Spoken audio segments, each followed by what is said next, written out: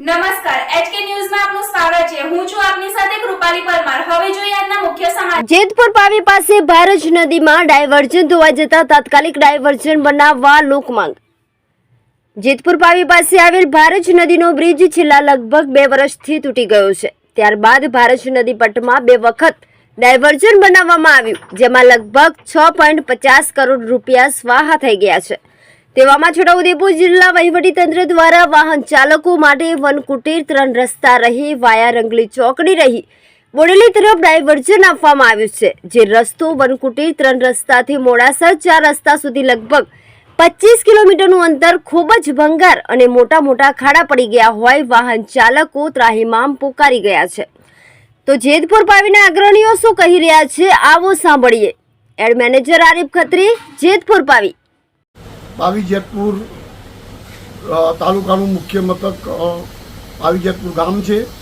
હાલમાં છેલ્લા 2 વર્ષથી પાવી જેતપુર ગામથી આગળ બોડેલી કે વડોદરા તરફ જવા માટે વચ્ચે જે ભારજ નદી ઉપર બ્રિજ આવે છે તે છેલ્લા 2-3 વર્ષથી તૂટી ગયો છે।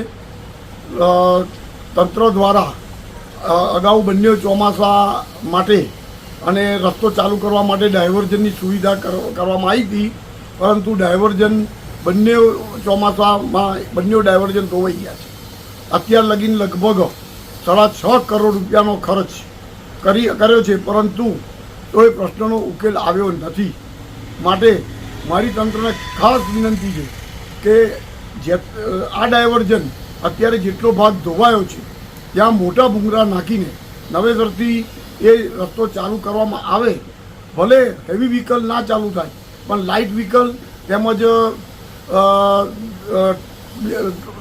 2 ચક્રી વાહન અને લાઇટ વ્હીકલ ચાલુ થાય તો પાવી જેતપુરના ધંધા રોજગાર ફરીવાર ચાલુ થાય। અત્યારે ધંધા રોજગારની પરિસ્થિતિ એવી છે કે લોકોને પોતાની દુકાન કોઈ ભાડે લીધી હોય તેના ભાડા પણ નથી નીકળતા। બહારની કોઈ પબ્લિક જેની જરૂરિયાત હોય છે એમને દૂર દૂર લગીને વસ્તુઓ લેવા જવું પડે છે। વેપારીઓ હેરાન છે અને આજુબાજુ તાલુકાની પબ્લિકને પણ બહુ જ તકલીફ છે। માટે જો આટલી એક સુવિધા ઊભી કરવામાં આવે તો કમસે કમ લોકોને અવર જવર તેમજ નાના વ્હીકલોથી લોકોને થોડો માલ સપ્લાય ને આ તે એ બધું ગોઠવાય તો લોકોને થોડી સુવિધા પૂરી પડે એવું મારું માનવું છે। તંત્રને મારી ખાસ વિનંતી છે કે આ બાબતમાં કંઈક વિચારીને ઘટતું કરે। આપનું નામ? અતુલ કુમાર રતનલાલ શાહ। પાવી જેતપુર તાલુકાનું મુખ્ય મથક છે, પરંતુ ડાયવર્ઝન ધોવાવાને કારણે છેલ્લા 2 વર્ષથી ધંધામાં પાયમાલ થઈ ગયેલ છે બધા, અને ડાયવર્ઝન તૂટી ગયેલ છે। હવે જો એ વાહનો જેતપુરમાં શરૂઆત નહીં થાય, પાછા ચાલુ નહીં થાય તો ધંધા રોજગારમાં લોકો પડી ભાંગેલ છે, અને જો આવું ને આવું જો ચાલશે તો લોકોને મજૂરી કરવા જવાનો વારો આવશે આખરમાં।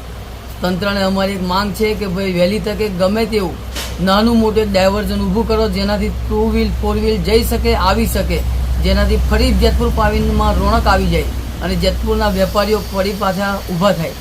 જેનાથી આદિવાસી જિલ્લો હોવાથી અહીંયા ચારે મોર આદિવાસી પબ્લિક હોવા છતાં પણ તંત્ર કોઈ ધ્યાને વાત લેતી નથી। અમારું અહીંયા મેડિકલ દવાખાના માટે શિક્ષણ માટે લોકોને બહુ તકલીફ પડે છે।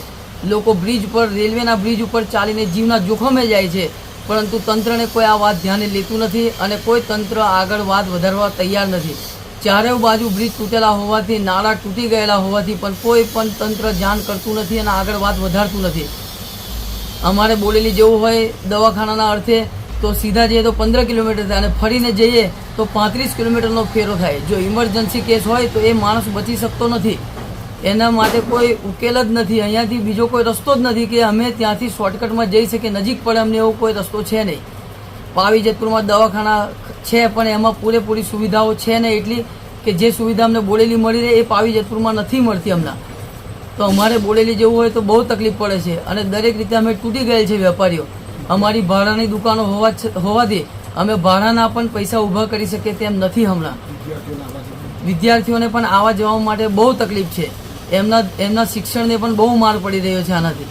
શિક્ષકોને પણ આવવામાં તકલીફ પડી રહી છે, ભણાવવા આવવા માટે પણ તકલીફ પડી રહી છે એમને।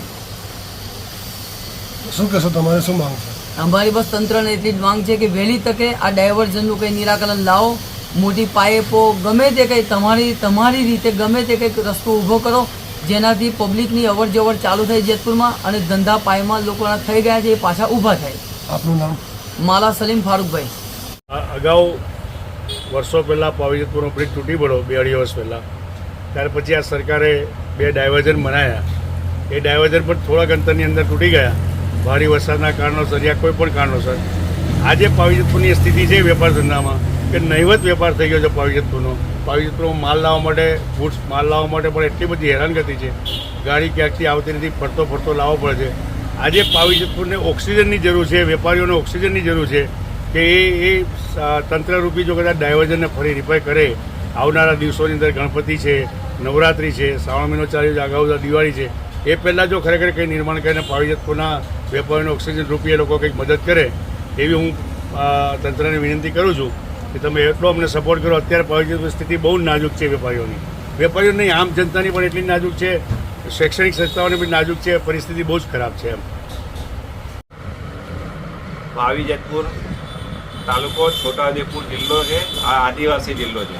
પાવીજેતપુરથી નેશનલ હાઈવે જે નેશનલ હાઈવે 56 નંબર જાય છે એમાં છેલ્લા પાવીજેતપુરના સિયોત પાસેનો ભારત નદીનો પુલ તૂટી ગયો. ત્યારબાદ 2 વખત ડાયવર્ઝન બનાવ્યા, પ્રજાના 6 કરોડ રૂપિયા વહી ગયા, પણ આ તંત્રને કોઈ અસર થતી નથી. આ પુલોને બ્રિજ તૂટી જવાથી વાહનોને તકલીફ પડે છે, મુસાફરોને તકલીફ પડે છે, જેની સીધી અસર આરોગ્યને પડે છે, શિક્ષણને પડે છે અને વેપારને પડે છે અને ખેડૂતો બધા લાચાર બની ગયા છે. આ મૂંગી અને બેરી સરકાર છે એવું લાગી રહ્યું છે, જેની વારંવાર રજૂઆત કરવા છતાં કોઈ પણ પગલાં ભરતા નથી. એના કરતાં અત્યારે પાવીજેતપુરને જેમ સરકાર ખેતી નિષ્ફળ જાય કે કંઈ બેરોજગારી થાય તો સવલત આપે, એમ અત્યારે પાવીજેતપુરના વેપારીઓ જે નાના વેપારીઓ છે એની કમર તૂટી ગઈ છે. તો આ તબક્કે વેપારીઓના અત્યારે આવનારા દિવસોમાં રક્ષાબંધનનો તહેવાર આવે છે પણ બજારમાં કોઈ ઘરાકી નથી. ઘરાકી 5 કિલોમીટર ફરવા માટે 30 થી 35 કિલોમીટરનો ચક્કર કાપવો પડે છે. જેથી હવે તો વેપારીઓની બી દશા વ્યાજે રૂપિયા લઈને ધંધો કરતા છે, એની દશા કફોડી બની છે. તો હવે સરકાર આ નાના વેપારીઓને કંઈ સહાય કરે એવી લોક માગણી છે. અને આ છોટાઉદેપુર જિલ્લો આદિવાસી હોય, આ જિલ્લાને આ રીતે જ પરિસ્થિતિ થશે.